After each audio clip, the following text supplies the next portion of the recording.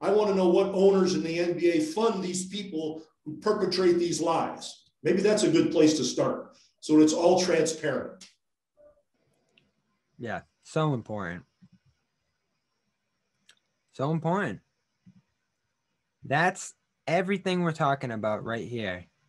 And did that change because George Floyd's killer was convicted? No. One of those organizations in question here are putting a PR front out so that they can have a paragraph of PR speak replace action and pointed ideas for how to change this thing. We're going to pass sentiment over policy.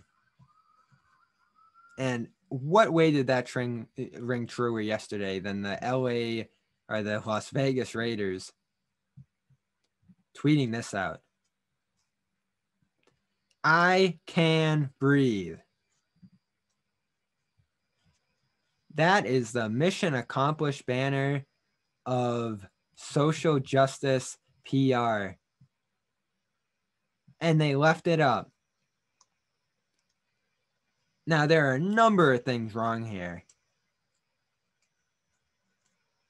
Beyond the fact that research wasn't done to see that police in the aftermath of the Eric Garner killing, I believe it was,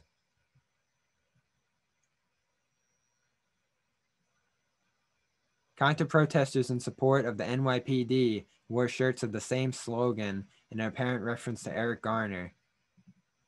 So that's the first thing wrong here. That probably just needed a Google search to reveal. But beyond that, this isn't what happened here. George Floyd said, "I can't breathe," and died. What happened in court is literally the opposite of this. It did nothing to bring him back to life. And more George Floyds will happen because this is what you're doing with your money, resources, and audience. You're putting out a misguided tweet that convinces America, particularly white America, your fan base, your paying customers, that we're all good here. Everything's fine. Mission accomplished. In fact, I can breathe. George Floyd's back. That is not what happened here.